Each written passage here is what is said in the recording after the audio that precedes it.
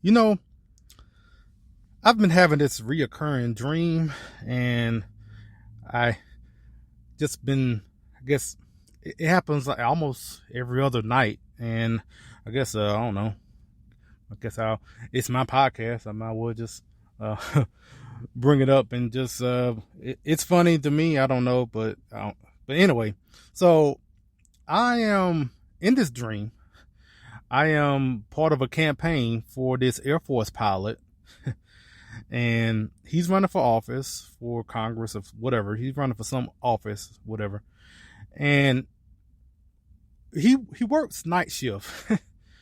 And so because of that, he can't, do like the normal trips and events during the day because he's normally sleeping or whatever. So I'm just telling you all this because this is what I remember from the dream. But anyway, because of that, we do these campaign events at people's houses, at their homes and whatever.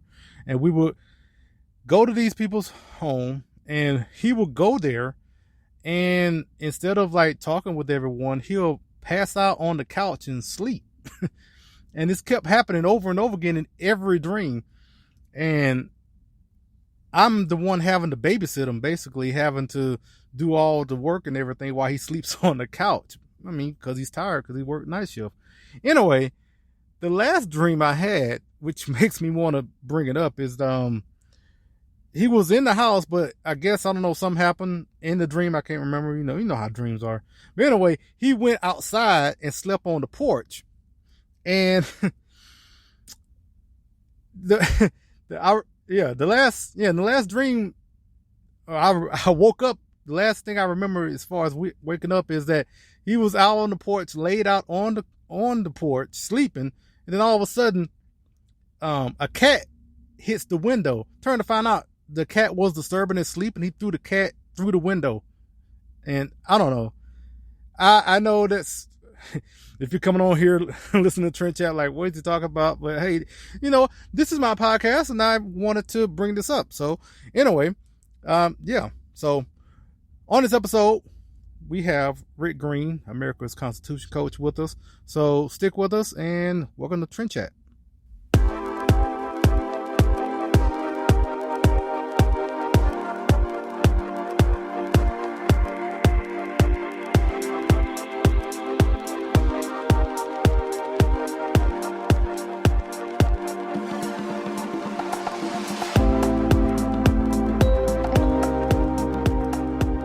From the highways of America, here's the podcast where we talk politics, a little entertainment, some culture, and this and that, from the road to your ears. This is Trent Chat with your host, Brian Bledsoe.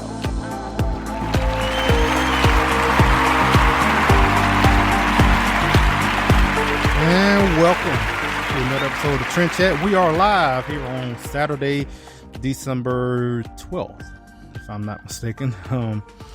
So we are in Oklahoma City, and again, this is Trent Chat, listening, I guess, on TrentChat247.com, especially live.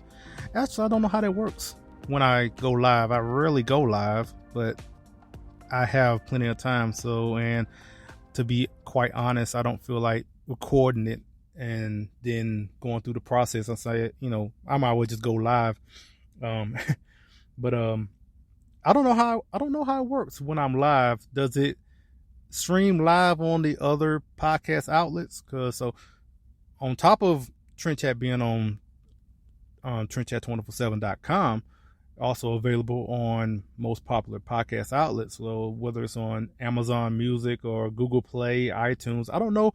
At right now, at this time, are people, let me know. So our email is TrentChat247@gmail.com.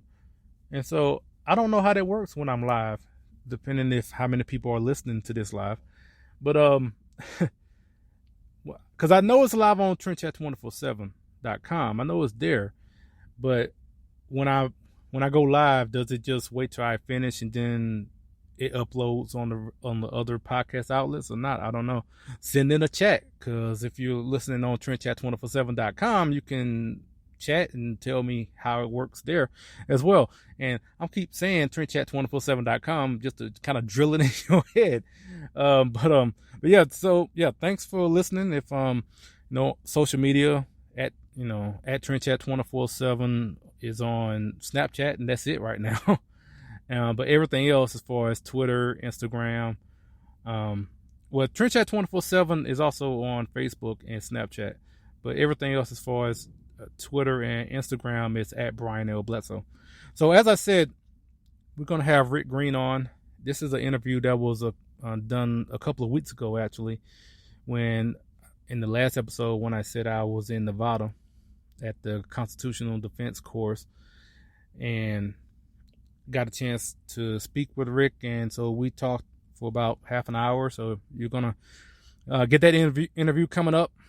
But before I really get into this, I definitely want to mention, because in the time between these episodes, I learned about the death of Walter Williams, and it's something. Well, I mentioned about this on the Blexit Texas podcast that I am a part of every Sunday on Facebook, on the Blexit Texas Facebook page, and I was able to talk about as far as meeting Walter Williams a couple of years ago. And as I posted on social media, that those were a very, even though it was a few minutes, it was a very influential few minutes, because what he said to me in those couple of minutes we talked are a big part of as far as what I do on this podcast now. So he was doing a lecture at SMU, and I've never heard him spoke. I've never been anywhere in the same room as Walter Williams at that time. And so I rushed to get there, and I missed about half of his lecture, being on the road, and I was trying to get back to Dallas in time, but I just couldn't make it. I think, if I'm not mistaken, I think there was traffic, and then also trying to find the actual place in SMU where it was. Cause I remember this, cause I was driving, I was in my truck, and I parked at a Walgreens and around SMU, and then I had to walk around SMU. I remember walking past the football stadium and walking around trying to find the actual hall where it was going on. And so that took about 15-20 minutes. I remember that part. Most of what I missed came to that, because driving a truck is kind of hard to, you can't just park the truck like a car. So a lot of times they're either low bridges or low clearance and whatever like that. So I have to find a place to park, and that would allow me to park, that won't tow the truck or whatever like that, because I've had that happen before. But anyway, all that happened, and so I missed about the first half of his lecture, but I came in at the end, and after he finished, he stuck around and took pictures and talked with people, and actually I got a chance to meet Eric July, who's been on, he's on Blaze TV quite often on the news and why it matters, and I think in other programs as well. And he has his own YouTube channel, Young Ripper 59, I think.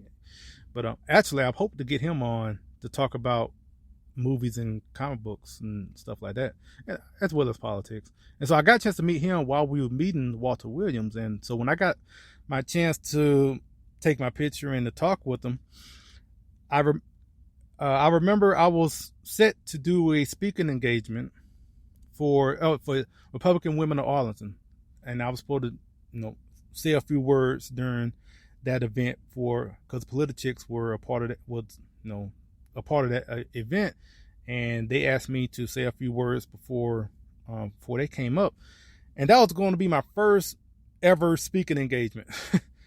And this was maybe, I think, about a couple of weeks before that was going to happen. And my question to Walter Williams were, what advice do you have for someone like myself? Because he just did a lecture for about an hour, and I'm about to do my first one, and he's done countless plenty of public speaking engagements, and I wanted to ask him what advice would he give someone that's going to do it for the first time.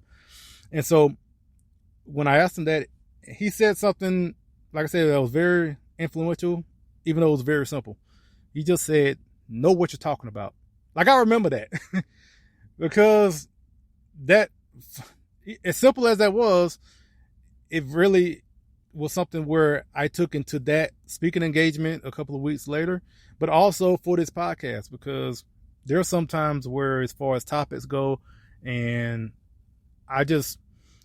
sometimes I want to go into certain things that I don't know too much about really, or maybe have questions about. So I kind of just stick with what I know for the most part. And so that's kind of a philosophy of something I kind of stuck with for this particular podcast. And so, yeah, that's my only interaction with Walter Williams. And so, but on top of, I shared a lot of his clips from his speeches. I've been, him, and as well as Thomas Sowell in particular. And I mentioned those two because I remember when I first, I guess, really got engaged with all of this as far as politics. It was Thomas Sowell and Walter Williams, on top of many others, but I remember those two in particular because, for one, they were much older, and I regretted that I weren't, that I didn't know about them sooner. And so here we are, with Walter Williams that, just passed. And it just, because by the time I came around, even though I've been reading their previous work, but I just wish I would have knew about them, a lot, years ago, decades ago, when they were still doing what they were doing and all. So, but, so that was my, my brief interaction with Walter Williams, and he definitely will be missed. But one thing I will say, he has been a great influence for not only for myself, but plenty, and not only just black conservatives, just conservatives in general. And if I remember, I think Thomas Sowell had he was being interviewed, and he was mentioned about at one time, which is not the case now, but at one time, as far as when it comes to black libertarians or conservatives, that it was really just him, Thomas Sowell, and Walter Williams. And I think the joke that he was saying is that, they need to make sure they're not on the same plane with one another, because if it goes down, the whole movement will be lost. And like I said, that's not the case now. I mean, we have plenty now that, especially through the influence of Thomas Sowell and the late Walter Williams, that there is definitely, their legacy is going to live on through plenty of people with like podcasts like this. So I want to say just rest in peace to Walter Williams, and really just like I said, his legacy will live on. This is Trend Chat with your host, Brian Bledsoe.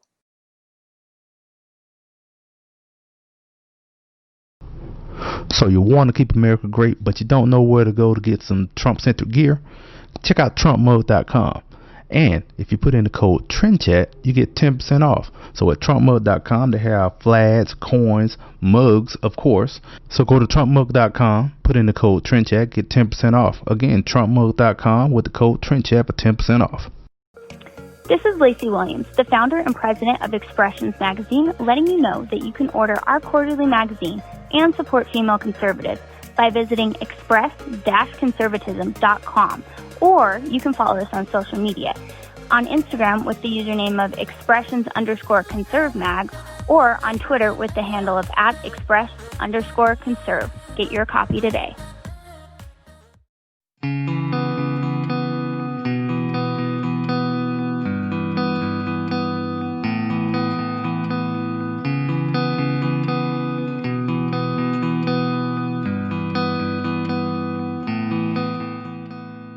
Trend Chat is proud to be a part of the hashtag Life Tribe of Cultural Life as they seek to celebrate life through the world of fashion.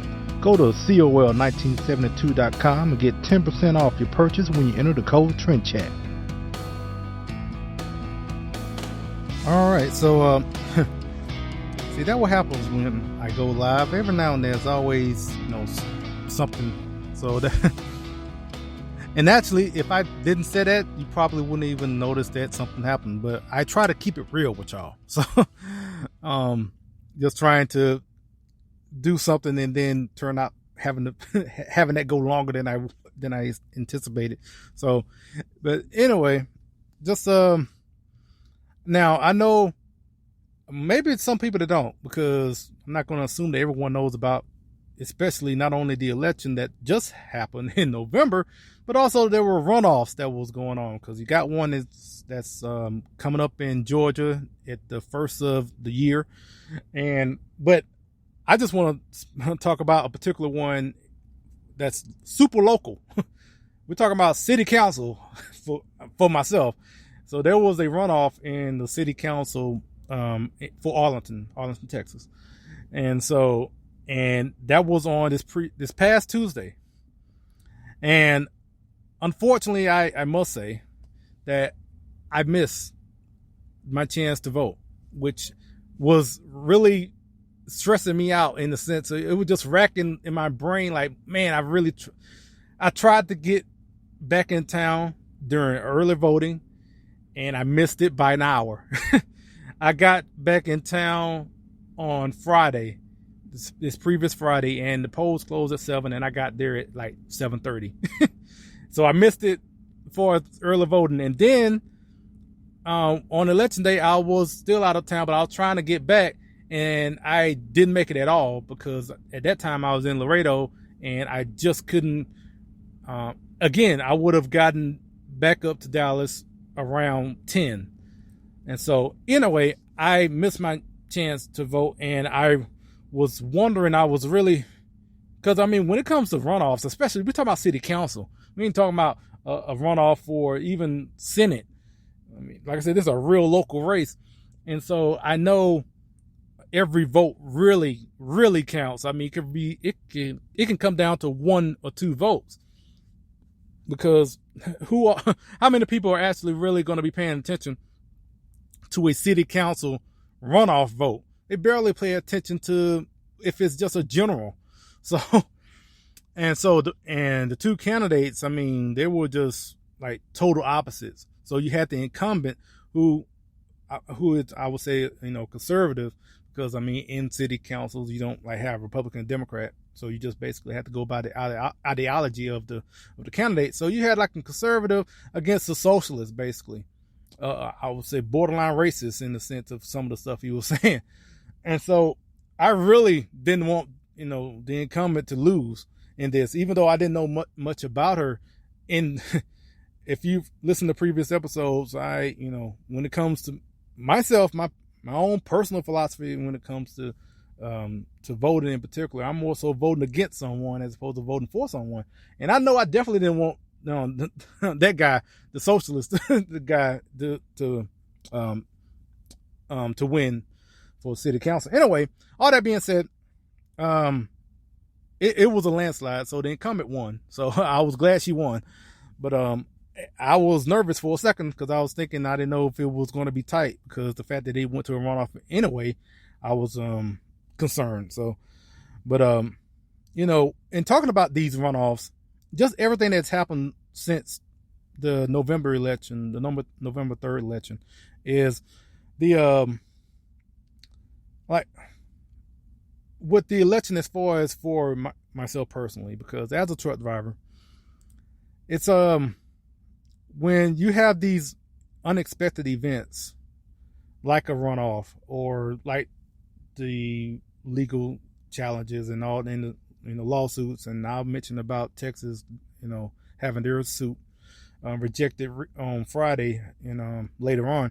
But with all this that's going on, so you have these support rallies for the president that are going on, and then you, like I say, you have the runoffs, especially in Georgia, and people are going there to volunteer and to give their time and to knock on doors and make phone calls and all that down in Georgia. I mean, I know plenty of people who are living in Texas that, went down to Georgia to help out as far as door knocking and everything.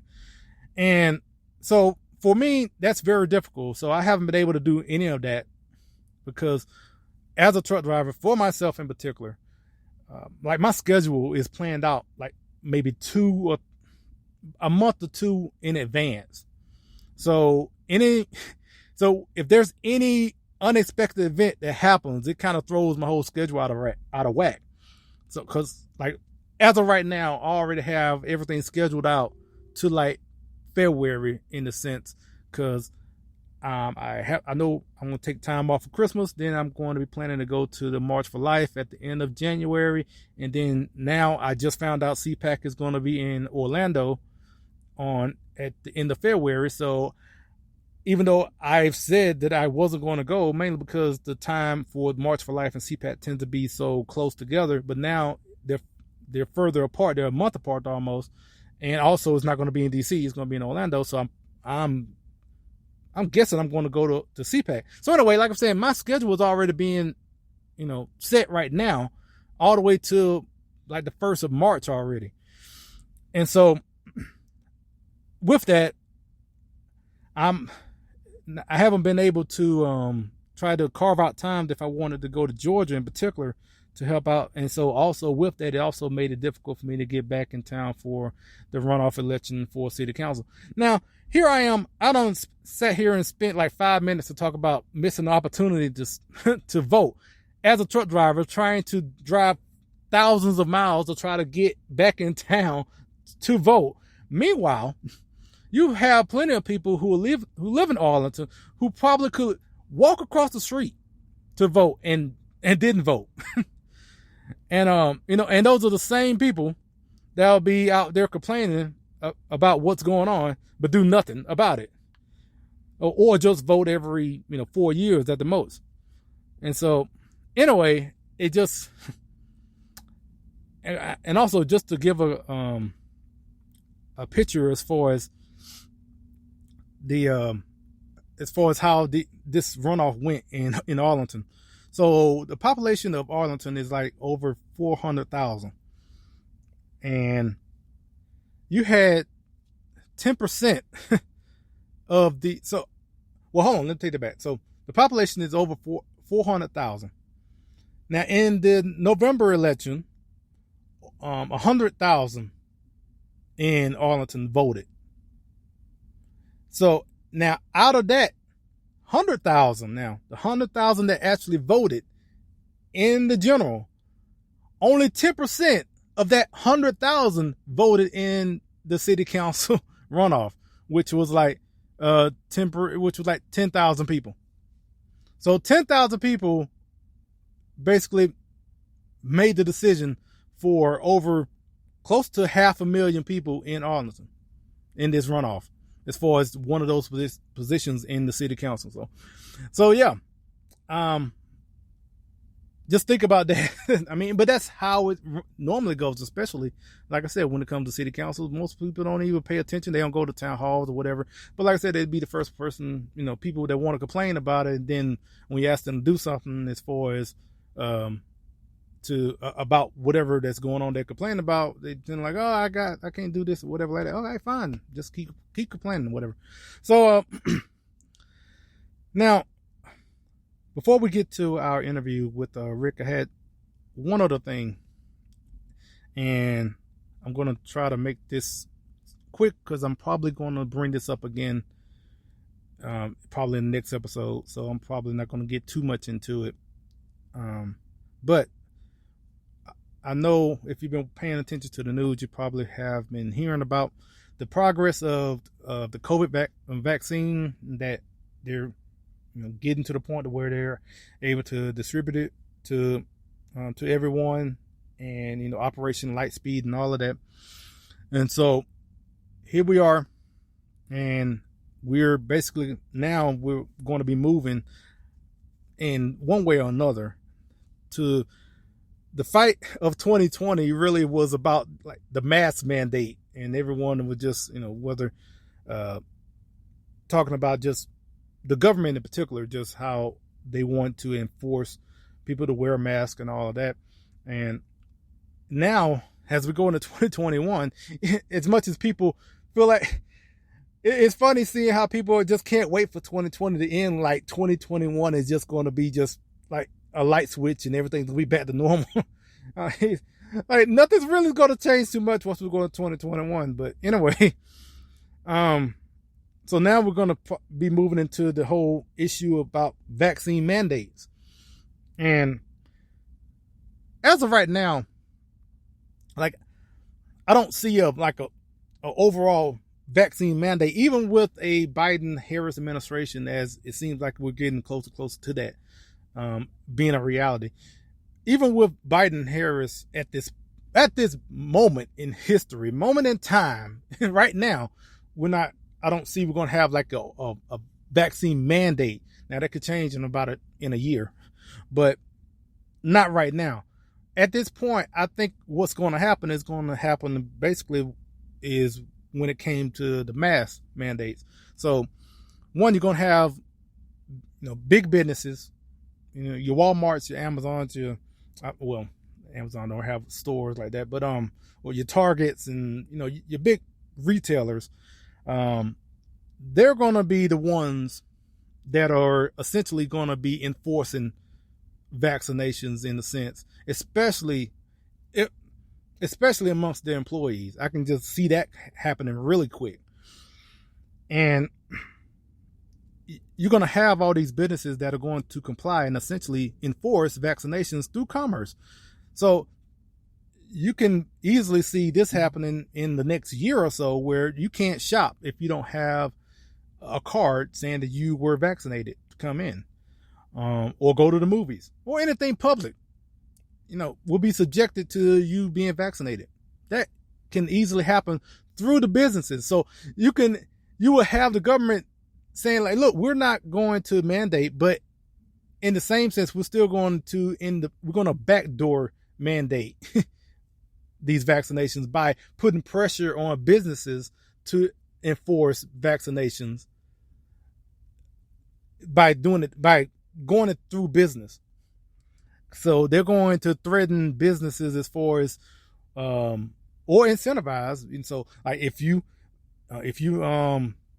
require vaccinations, the government will say something like, we'll give you we'll give you this incentive or this subsidy or whatever like that to these businesses, and that will incentivize the businesses to require vaccinations. Now,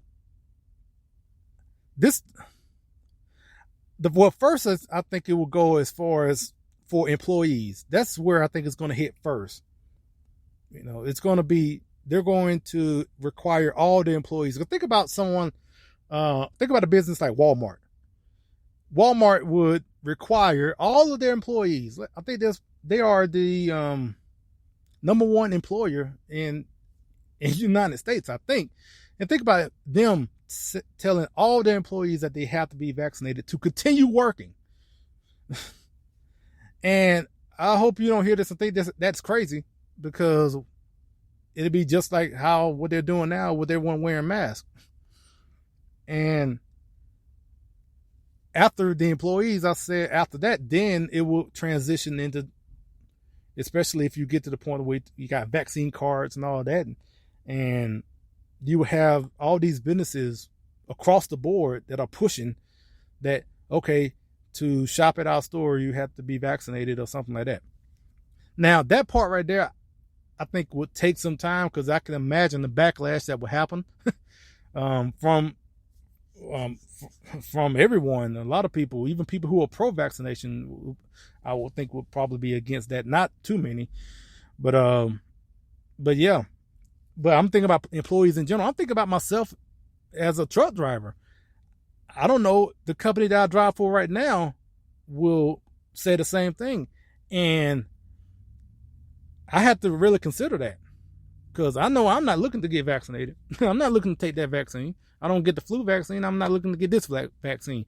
But I can I can see the company I drive for. They're one of the big major trucking companies. I can see them falling in line and basically, requiring everyone to be vaccinated. And I would be subject to either be vaccinated or lose my job. And that's something I've been thinking about, because it might come down to that. And look, you're listening to this, I think you should really think about that. I know there's a lot of people on social media right now, kind of, we all kind of joking about it, but really think about it, because when the reality hits, it's not going to be easy to make that decision. Because when it comes to, especially you making a living, and they say you have to be vaccinated, like, do you have options to find another place? Do you have the savings to withstand, quitting your job? I mean, especially right now with so many that have been out of work because of COVID. I mean, that is something you really have to consider. And it's something I'm thinking about right now. And because, are you going to stand on the principle of not taking it to the point to where you are willing to lose your job because of that? I mean, like I said, I know it's easy to say right now, but think about what all comes with that. Like I said, you're going to be out of work. You're going to have your savings and all that, or whatever. Have some sort of plan. So I would just say, at least have a plan if you're not planning to, because look, I mean, when it comes to this vaccine, Democrats in particular, especially, they see the power that they can wield with this, and to use it for more control. And they're going to use it, especially if, like I said, we have a Biden and Harris administration. They're going to use this power. They want this power. So now that they have it, and to use this vaccine as a method to basically make you fall in line to comply, they're going to take it. I don't know if it's going to happen in the next year or two or whatever like that, but I can very well see this going down this route. It's just going to, especially, it's going to take, as far as whether it's protests or whatever like that, but it's going to be a fight, an uphill battle to fight against all this, like this administration, upcoming administration that could, that will be in power, along with all these bureaucrats from federal to local that are very much empowered by having the Democrat Party, who it's all about, regulations and bureaucracy, and so they're going to be empowered to wanting to do these mandates. So you got to really consider what you're going to, what's going to happen. So I mean, because there's a great number of people who are going to just let this happen to everyone. There are going to be plenty of people, just like when it comes to talking about masks, going to be like, oh, just take the vaccine. Don't worry about it. Just take the vaccine. Help your fellow man. I mean, there's going to be plenty. You're going to have all of media, all your favorite football, basketball player, your favorite actor and actress. They're going to be on there pleading and talking about saying, you need to take the vaccine for all of us. It's the right thing to do and all that. All that's going to happen. Definitely going to see that happen. And I mean, that's going to be, like I said, a great number of people who are just going to let it happen, who care nothing about freedom. So, so they can feel quote unquote safe, choosing a peaceful slavery of compliance because they fear freedom. And, all this for a virus with a small mortality rate. I mean, there's deadlier viruses in the past, but now people care so little about their freedom and foolishly hand over more and more control to the government. And as I just kind of mentioned just a minute ago, like my favorite quote is, I prefer a dangerous freedom over a peaceful slavery. But that's not the case with a lot of people. I mean, we just saw that in the previous election. So, I mean, we the people have taken freedom for granted in this country. I mean, there's so many here who are like, look, there's so many ignorant parasites that are just sucking the life out of this country. I mean, to the point like, ooh, okay, the TV said guns are bad, so well, we shouldn't have guns. Or like, ooh, someone has more money than me, so that means, we should, vote for someone and so they can take it from them. Something like that. I mean, so many people just like want to be dictators and basically want to be like China and just force people to do what they want. I mean, they're fully willing and able to sacrifice their rights as well as others by their votes and for convenience. And I mean, honestly, it's sickening, really. But that's where we are. And in the end, all they'll say is that, it was, when they see the damage, right? When they realize the damage that they've done and the consequences of just because of choosing so much safety and security over freedom and liberty. And if they live long enough to see the destruction and the damage and the consequences of that, and at that time it'll be too late, right? But at that time, they'll still probably be comforted in their head and just say, well, I just did it because, it was for our safety. This is Trend Chat with your host, Brian Bledsoe. Hello, Trend Chat listeners. If you like the Founding Project's Civics Education video series, Civics for All Ages, and our educational meme series, we think you will love our new website. Join us at thefoundingproject.com and be a part of the civics movement. The Founding Project is a 501c3 education nonprofit. Please join us today. Hey everybody, it is Chad Prather, host of the Chad Prather Show. You are listening to Trend Chat with my man, Brian Bledsoe. Come on with it.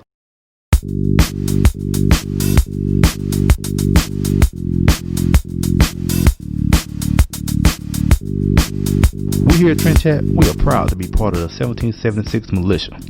Check out 1776united.com. They have a wide array of clothing, hats, shirts, art, and more that is fiercely patriotic and stylish to match. Go to 1776united.com, and if you put in the code TRENDCHAT, you get 20% off your first purchase. Again, 1776united.com, put in the code TRENDCHAT for 20% off.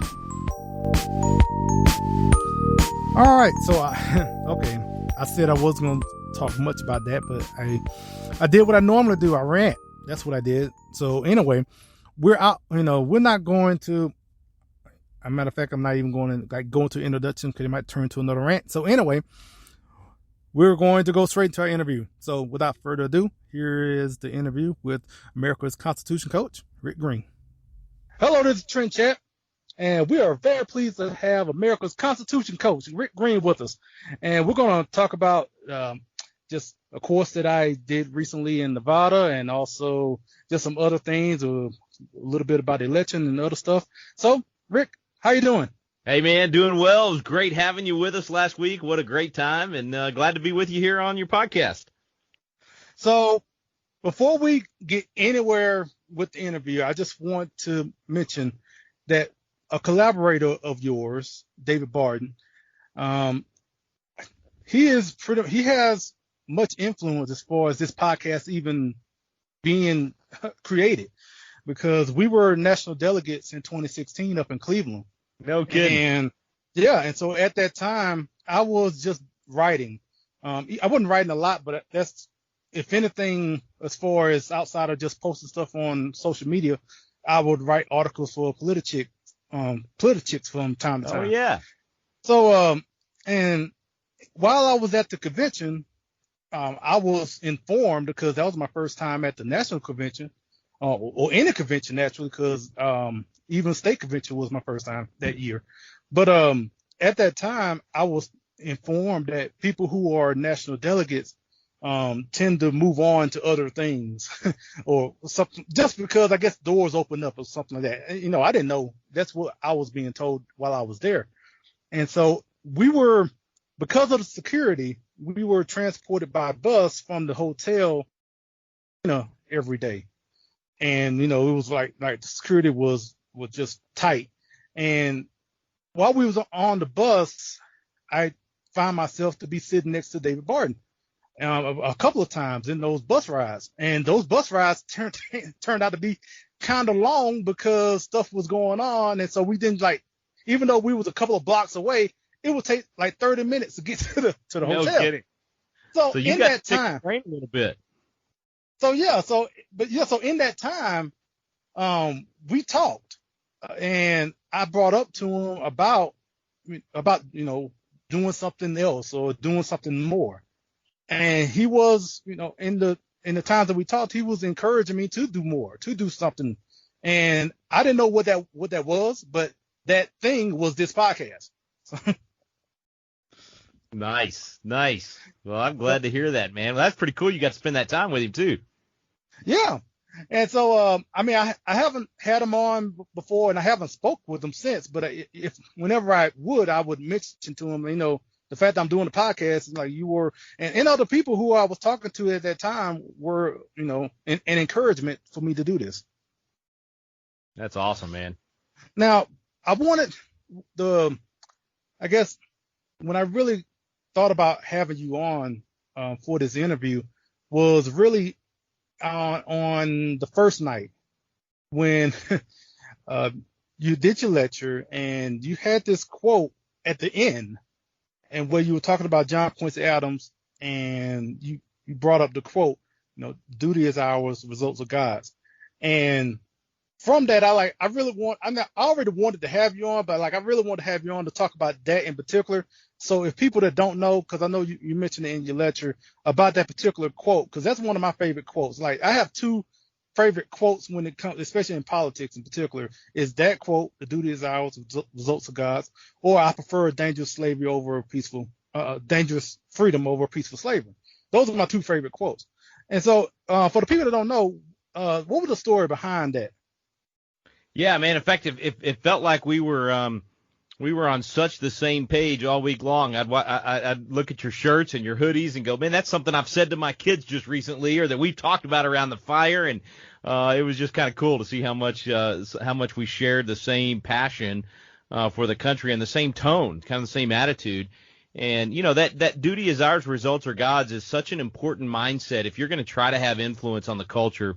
It takes time, and there are often things that we fight for that we don't get to enjoy the results. In fact, just the other night on our live Constitution class, Tim Barton said something to the effect of, we're planting seeds that are going to grow trees, the shade of which we will never get to sit under. And so we're doing things that are for the next generation, quite literally, and we're fighting battles that we may not get to see the fruit of that labor. And that mindset, that attitude, we sort of learned and adopted from John Quincy Adams. He was a guy that was president of the United States, first father-son, presidential team. So his dad had been the second president, John Adams, and then John Quincy Adams was the sixth president. And he lost his reelection campaign, really, really close race. When he was first elected in 1824. In fact, he was chosen by – he didn't win the Electoral College or the popular vote, but nobody got the majority in the Electoral College, so it went to the House, and they chose him. And so he served as president for 4 years, but then after he lost re-election, he went home and said, I'm not done. I'm going to find another way to fight, and he ran for the House and became a member of Congress. And he had – we talk about one-issue candidates sometimes, especially – we're real involved in the pro-life movement, and so a lot of times a state rep or a congressman will be called a one-issue candidate. All they care about is abortion. All they care about is ending abortion, and that I think that's okay sometimes. That is a big enough, important enough issue that it's worth someone's entire focus. And John Quincy Adams sort of felt the same way about slavery. I mean, that was his one issue. He was so passionate about ending slavery that he got the nickname the Hellhound of Abolition. The Hellhound of Slavery was what he was known as. And, I mean, he was like a broken record. He would talk about it all the time, everywhere he went, any chance that he got. Every chance he got up on the floor to talk about pretty much any bill, he would take a shot against slavery and talk about why it needed to end. And so it got so annoying to the pro-slavery guys in Congress, they actually passed a gag order. They actually shut him up or thought they were going to shut him up by passing this gag order and saying, all right, John Quincy Adams, you can talk about anything you want, but you can no longer talk about slavery. You cannot talk negatively about slavery on the House floor anymore. And I loved his response to that. He thought it through, and he said, well, if I do that, they're going to censure me. That was their threat. And so if they censure me, they have to do a censure trial. So they have to actually have a trial on the House floor about why they're censoring me, which means I'll have the chance to talk about how bad slavery is. So he said, go for it, guys, censor me. So they had, censored him, put a gag order on him, but he had the chance to lambast him once again in that speech. Anyway, he fights like this for years. And I mean, I'm talking over a decade, 13 years of fighting to end slavery without any victories, without any results. And I don't know about you, brother, but I get pretty frustrated if I don't get results. I'm my flesh side of me wants to see that what I'm doing is paying off. I mean, if you're doing something for 10 years and getting no results, for me, at that point I'd be going, okay, God's trying to tell me something here. I'm wasting my time. I need to do something different. Not John Quincy Adams, man. He just kept coming back week after week, month after month. And after 13 years of this, a reporter comes to him. And just think about that for a second. 13 years, no victories. And this reporter says, what a waste, man. You're wasting your life. You're wasting our time as reporters. You're wasting Congress's time. Why are you wasting everybody's time? And what he said was that phrase that we said earlier and the one we want people to adopt. Duty is ours. Results are God's. And for him to have that attitude to say, you know what, my duty is to fight for the right thing, to speak truth, to fight for truth, to advance truth.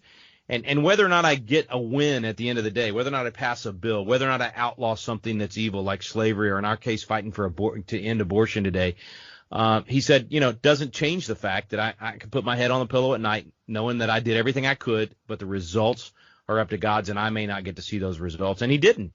I mean, he fought another 4 years after that encounter with that reporter. He died in Congress, literally right there on the floor of Congress, never getting to see an end to slavery. But he did get to mentor a kid that was a young congressman that came in and became very close to him. It was actually the last 2 years he was there, and the kid became close enough to him that he was a pallbearer at his funeral.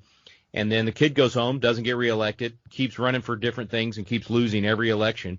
And it was another 15 years after that he finally won an election again, and it was president of the United States. That kid had become Abraham Lincoln, who became president of the United States and implemented what John Quincy Adams had been fighting for all those 17 years with no results. So I think that is a great way to live. I think we have to have that attitude, whether we're fighting for religious liberty, whether we're fighting for our Second Amendment rights, whether we're fighting to uphold the Constitution or restore a Republican form of government. Whatever the fight is, we got to recognize, man, culture's hard to change. It takes time, and sometimes it takes a life, and you got to be fighting for something that's worth, and your kid getting to enjoy it, even if we don't get to enjoy it. Yeah, exactly. And just like you were saying, that with Abraham Lincoln, that was a legacy that John Quincy Adams didn't get a chance to see, but he laid the groundwork and planted the seeds for that to move forward. So that's right. And that is a quote that,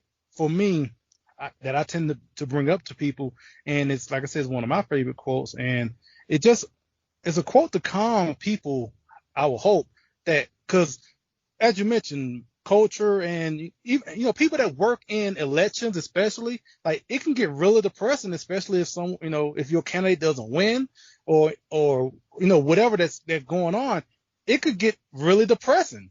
Yeah. And to have something like that, to really, to understand the sovereignty of God in all things, and as well as elections. That's right. So now, speaking of elections, so we still got everything going on right now. And so I just want to ask you, how are we looking so far with this just past election? Yeah, and one more thing I want to say on what you just said before that, and it's easy to get down and depressed if you don't win the elections, or even like when I was a legislator, when I was in the House, I'd fight passionately for a bill, for something that I really cared about. And like John Quincy Adams, I had a lot of defeats and would not win on that issue. And it was hard for me. I mean, I had to remind myself of John Quincy Adams' attitude constantly, because especially when you're in the belly of the beast, I mean, when you're in a legislature or in Congress and you're fighting on a daily basis, it's tough, man. I mean, I'm telling you, you're constantly being torn down, ridiculed, mocked, all the sarcasm, all that kind of stuff. And you have to keep your eyes on the Lord and on the prize and on what he's calling you to do, and just being faithful and not have your eyes on the results. And that's hard, man. It's hard for me to do that. And it's the same way in elections. And look, this year was a crazy year for America. So many things happened that were bad in terms of with COVID, the government actually overstepping its boundaries, watching our liberty being taken away, watching the church be neutered in so many ways, and seeing even now so much of the church is continuing to not be salt and light and to literally be sent home and become ineffective in terms of influencing the culture. And so that's a tough year. And then of course the summer and the riots and the race baiting that took place and the conflict and the mask versus non-mask. I mean, all of these things have created this tension among our people. And then in the election, we felt like, wow, we saw these big rallies, and we felt like there was definitely a resurgence of patriotism and a response to all the things that had happened.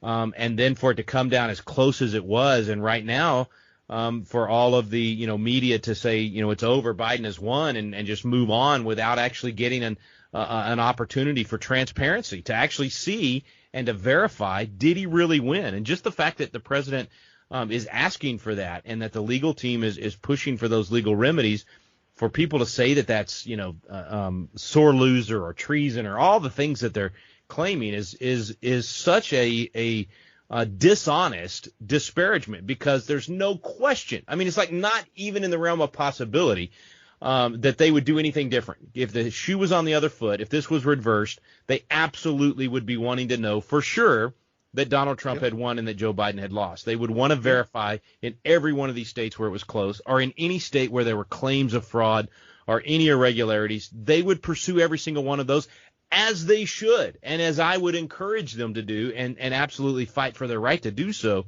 Go ahead. And also, the coverage would be different, because if we flip the script, yep, the coverage of these press conferences would be on the nightly news. Yep. You will hear all about it from the media, talk about, well, we need to verify. I mean, it'll be all over with, we have to make sure this is correct. We got to do recounts. I mean, I guess to make a joke as far as, using the 2000 election, if there was just one hanging Chad out of this whole 2020 election, the media will be talking about, let's redo the whole election. You are so right, man. That's a great way. I'm stealing that, brother. I'll give you credit the first time. After that, it's mine. No, I'm telling you, that's exactly you are so right. And everybody knows that, right? It's like you say that to somebody, nobody says, oh, no, they wouldn't do. I mean, everybody knows that's exactly what they would do. So it's such a lack of intellectual honesty. At least it seems like that's the biggest change to me this year, is that truth just does not matter to a lot of people anymore. They literally will say exactly what they know not to be true and expect us to just sit down and shut up. And I think that's what I would challenge people to do, is be a truth seeker and then a truth speaker, and someone that fights for truth. That's what I think is really on trial in America. The moral relativism has taken over. In fact, I'm writing an article right now, Is Truth Dead in America? And of course, I don't believe it is, but I believe they're trying to kill it. And it's going to take everyone that cares about truth, that cares about actually getting to an actual answer and something that actually works, has to start standing up and fighting for that. And I say that you see that not only in the election and the not caring that there was cheating and fraud, or not caring that the rules were broken, but also the whole COVID thing, just the dishonesty with how it's been presented to the American people and used as a political weapon, the censoring and the shutdown of science, of actually preventing any. I mean, we're talking the highest level professionals, epidemiologists and doctors and people like that being silenced. I never thought I would see that. It's just embarrassing and it's scary. I mean, it's literally like out of a dystopian novel or everybody's saying it's Orwellian. Well, it is. I mean, this is George Orwell's nightmare. This is 1984 happening right now in front of our eyes. And I think that only changes with people like you and people like me and all the people listening right now saying, I'm not going to leave it up to those guys. I'm going to do it myself as well at Thanksgiving dinner, at Christmas with my friends and family and relatives, on Facebook, or hopefully moving over to MeWe and Parler and these other places where free speech is still allowed. But it's got to change, man. I mean, you are so right. If you flip the script, they would be doing far more than what we're doing right now. Hey guys, this is Morgan Zegers, the founder and CEO of Young Americans Against Socialism. We are a nonprofit organization working to preserve a free, fair, and prosperous America for generations to come, all by equipping our generation with the truth about socialism. If you're interested in watching our educational videos, donating to the cause, joining the Ask Coalition, or becoming a contributor, you can do all of these things at fightsocialism.org.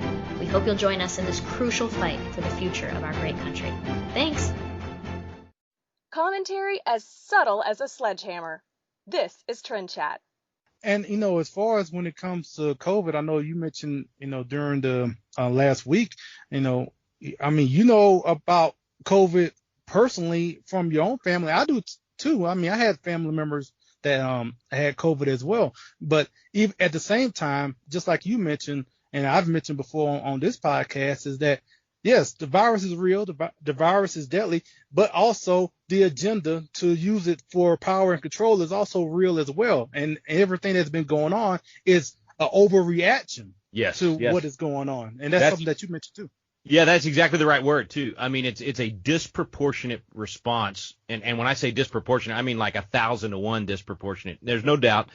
Deadly disease, nearly killed my dad. I mean, we really thought we were going to lose him. And it was a long battle. He's still, in fact, fighting back to get to full health. But, thankfully found a wonderful doctor in Dallas that did prescribe hydroxychloroquine. That was the secret for him, that whole zinc hydroxychloroquine combo. And so, it is real, man. There's no doubt about it. But it is such a small percentage of people that are susceptible to this, that to shut down an entire nation, to change everything about our culture. I mean, what's happening is the socialists and the communists, they know they never miss an opportunity, and they know they're able to use this now to drastically, completely change our way of life. And that is not an exaggeration. I mean, in March when people would say that, I was like, I don't think there's no way the American people are going to let that happen. We'll see the data. We'll see, when public gatherings happen, then it will shock everybody out, to realize that you can survive this. It's not going to kill everybody. And man, I'm just shocked. I'm the one shocked that we've watched. I mean, I went and spoke at rallies in May up in Chicago, and we had hundreds and hundreds of people. And so nobody died, nobody got sick. And after that, I thought that'll wake people up. And then you had all the protests in June, late May and June. And I thought tens of thousands of people in the streets, shoulder to shoulder. Surely that's going to wake everybody out of the COVID thing. And it's just like it doesn't happen. I mean, it's like the next day, even after the election, They had all their election celebrations, and the very same mayors and governors that are telling us to stay home and can't gather with anyone outside our home and can't even have our family over for Thanksgiving, we're out there celebrating and shouting and dancing in the streets with thousands of people. The hypocrisy is unbelievable. And the hypocrisy doesn't surprise me. What surprises me is that the American people aren't bothered by the hypocrisy. They aren't waking up to it. That's the part that's got to change. Yeah, and so before we go on, I just wanted to ask you one thing from one of your lectures from last week, and because I didn't get the Bible verse that you mentioned. So in talking about the election, and you mentioned about there was a verse where it comes about ability to lead, and you used a Bible verse. I don't know if you remember what I'm talking about. No, I know what you're talking about. We talked about how to choose good leaders, and what is kind of the biblical description of sort of the character traits of a good leader. And Exodus 18:21 has a great 4-pronged description. And I even used to do a blog where I would take candidates and kind of analyze them on these 4 things. And it's a real easy process. It basically says you got to choose able men such as fear God, men of truth, hating covetousness. So you got four basic tests. Number one, are they just capable of doing the job? Is this and I think where it says able men, I think in our culture today, that's men and women, obviously, and there's some of our best leaders in the country are women. So I think this applies to both without question. But are they capable? Can they, first of all, are they capable of winning the election? And then, are they capable of governing effectively? And so measure them on their, what have they done in their life that shows that they're capable of that? If you're getting close to the election, how have they done? Are they polling well? Did they raise enough money to be competitive? I mean, all of those things are factors that just strategically we have to think about when we choose to vote for somebody. And then, are they honest? Are they somebody that if they're a typical politician that will lie to your face and tell you anything that they think is necessary to get your vote, then obviously that's not who we want.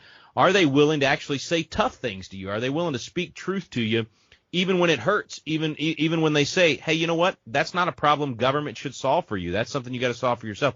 That type of honesty is desperately needed in our country today at every level of government. Do they hate covetousness? In other words, do they hate bribes? Do they hate the perks? Are they willing to say, I'm not going to the legislature or to city council so that people will praise my name and say good things about me and invite me to their parties and get the shrimp and caviar and all that stuff? Instead, are they saying, hey, I'm willing to sacrifice time for my family. I'm going to lose money because I'm not going to be able to work as much to go do this job. I'm going to take a pay cut to do it. That's the kind of mindset and attitude we're looking for in that. And that's critical. And most importantly, do they fear God? Do they have some sort of worldview that says freedom comes from God, not government, not from our neighbors. It comes from God, and there's a respect for the authority of God. They don't have to have even the same, certainly not the same denomination you might have, and maybe not even necessarily the exact same faith. Like, I would gladly support a Jewish candidate that clearly believes in God, doesn't believe in Christ like I do, but they believe in God, they believe in the God of the Bible, and they believe in those biblical instructions on how society should be formed. I'll gladly support that person, even if they don't share my faith exactly. So that's kind of the guideline. Are they able? Do they fear God? Are they honest? And do they hate covetousness? Do they hate bribes? Okay. Yeah. So, that's why I was wondering, because I remember you saying that during the lecture, it was just the Bible verse in particular. So I was like, okay, yeah, I wanted to make sure I asked you about that. Now, from the people that are listening now, and I keep mentioning about, last week or mentioning about this course. So if people that don't know, so I went to Pahrump, Nevada. Did I say that correct? Yeah, Pahrump. Yeah, Pahrump. So I went to Pahrump, Nevada, which is like an hour north of Las Vegas, and I participated in a constitutional defense course.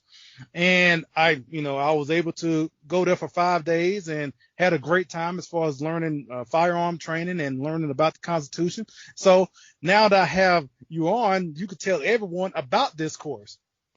Oh man, I was so glad you were there too. I have more fun doing this class, I think, than anything else we do. We do a lot of different Constitution trainings and opportunities for people to learn about the history of the country. But this one, this combination of both studying the Constitution and getting that intellectual ammunition, if you will, that intellectual knowledge to defend our way of life and the representative Republican form of government that we have, combining that with the physical training of learning how to use a handgun, learning how to defend our families, it's just fun, man. There's a magical combination there, and the chance to have fellowship with like-minded folks that care about the country, that love the Lord, that love studying these things. It's just awesome. So we brought about 250 with us last week. They had another 500 or 600 on site at Front Site. They have other classes that they do as well. And we've been doing that every month, taking about 200 to 250 with us and doing that class. And as you saw, it was kind of like a respite from the rest of craziness around the world. We got to, didn't have to social distance, and you could wear a mask if you wanted, or if you're in that category that's susceptible to COVID, then you should do those things. But it was freedom, man. Everybody got to live in freedom for a week and just have a fantastic time. And we do it for about a tenth of what the normal cost is. That particular course is a couple $1,000 on Front Sight's website. We do it for a couple $100, and so we have a great relationship with them. They give us these huge discounts, so you get to do it for way, way less. Plus, you get the Constitution training and the great fellowship, and we do all of that. It's all available at PatriotAcademy.com. If you go to our main website and click on at the top, there's a button for constitutional defense, but the main website is PatriotAcademy.com. I'm telling you, man, you experienced it, and it's something you want to do more than once. It's just a fun time, but more importantly, you come home, You think differently, you walk differently, you sit differently in restaurants. I mean, you're much more aware of what's going on around you, and you're much more prepared to, hopefully it never happens. But if the wolf comes knocking, you want to make sure you're the sheepdog that can defend your family. Yep, exactly. And I'm an old Boy Scout, so I'm all about be prepared. So that's right. That's right. So I know you only have a little bit of time left, so I just wanted to give you the opportunity, as you just mentioned, Patriot Academy. And so if people want to know what is Patriot Academy, and also given the fact in the intro I said America's Constitution Coach, you also have people, if they want to have these classes to be a Constitution coach. I mean, I guess you put both of those together. Yeah. And the thing is, you don't have to know anything about the Constitution or history to be one of our coaches. We provide all the material and the expertise. I teach the class in Independence Hall where the Constitution was framed. So it's a really fun way to learn these things. This is not your typical boring government class.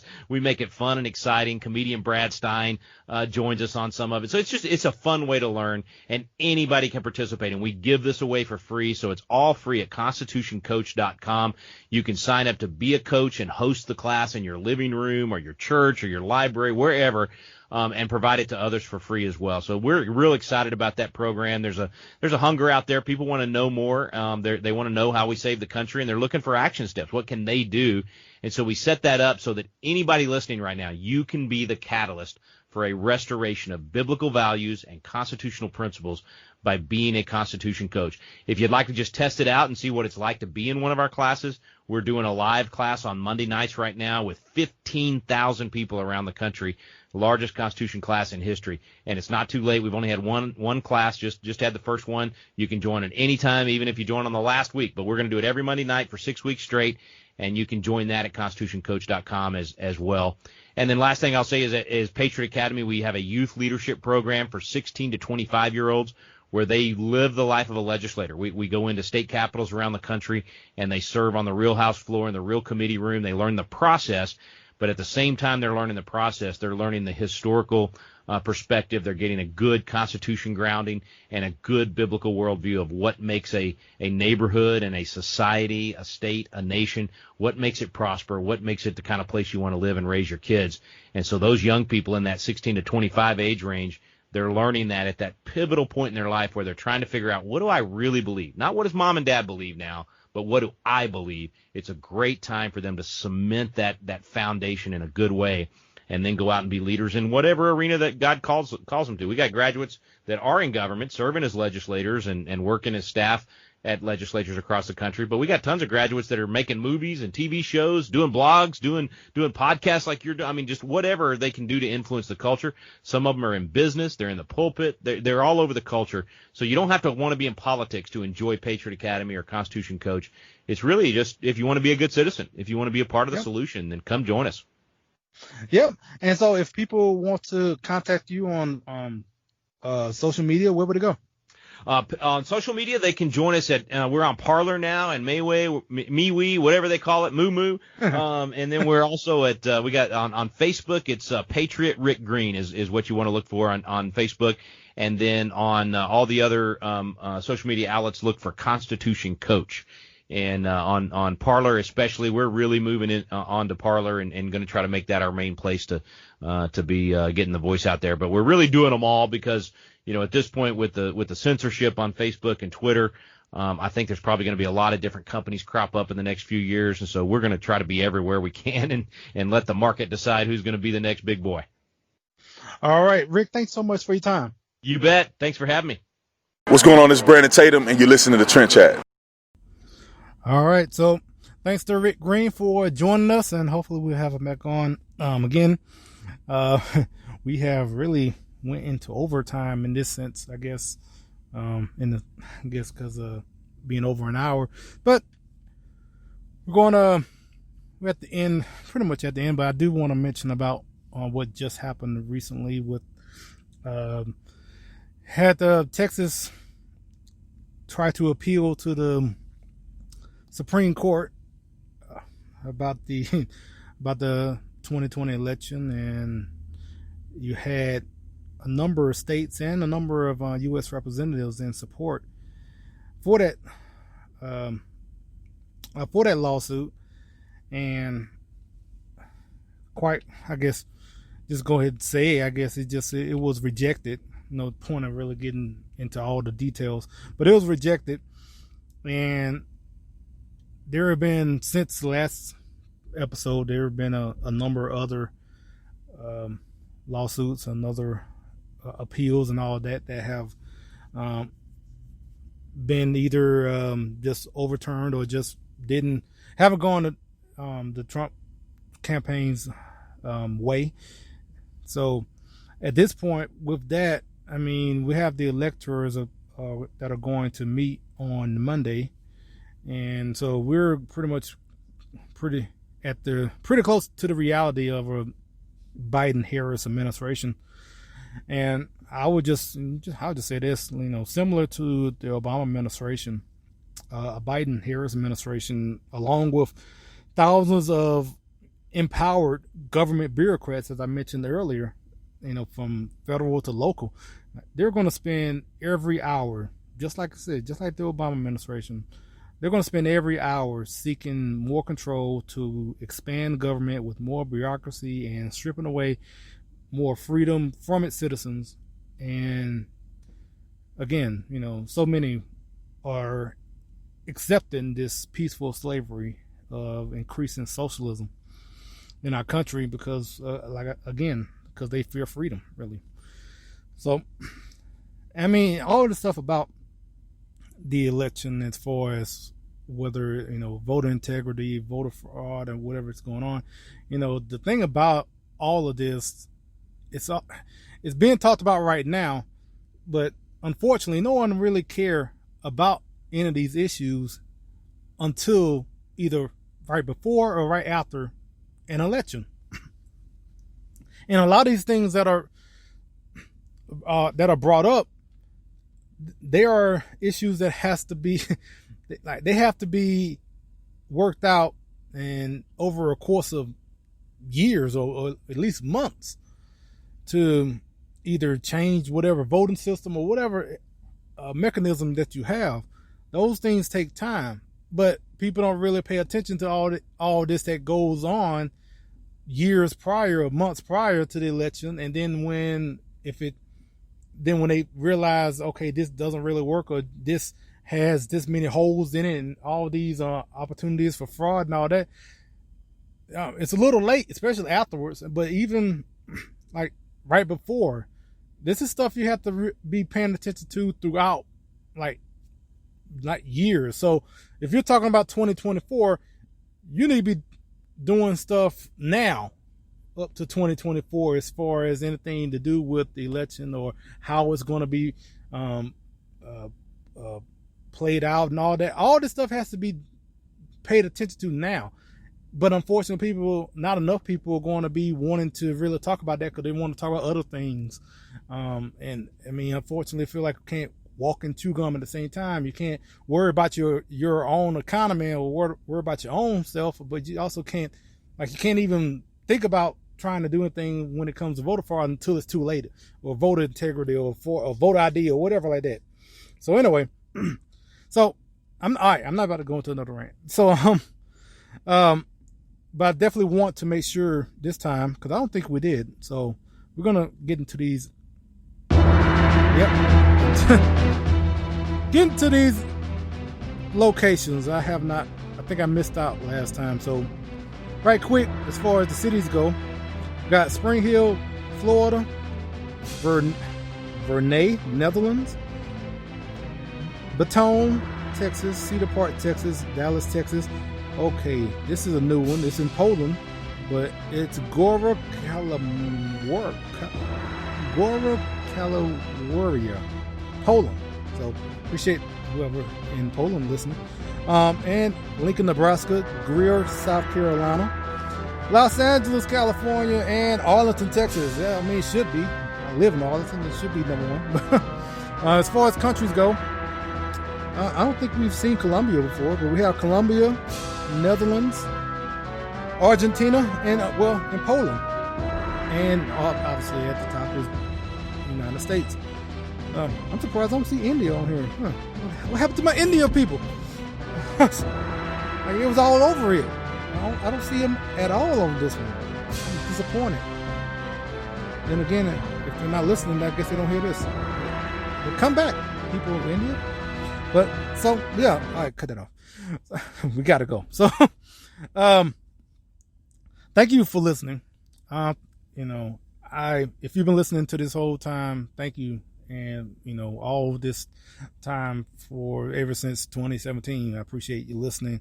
Tell people about it, like, share, subscribe, and all those good things. And one thing, I definitely hope after the end of this episode, because we are right at 10,000 downloads for this podcast, which, for me, that's awesome. 10,000 downloads, it is. For me, that's just great. Like I mentioned before, the fact that I have one download is still, bring chills in the sense of someone else actually paying attention to listen to this ranting truck driver talk for about an hour about politics and some other stuff. Maybe didn't even talk about Mandalorian, which, but yeah, I didn't even get into that. I'm not going to get into that because we are like 75 minutes in. So, but I do want to leave with one quote. And kind of in the sense of kind of summing up as far as what we've been talking about in this particular episode. So the quote goes like this: "Good intentions will always be pleaded for every assumption of authority.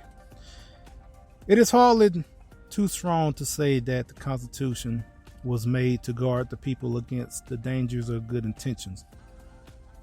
There are men in all ages who mean to govern the world, but they mean to govern. They promise to be good masters, but they mean to be masters." And that was by Daniel Webster.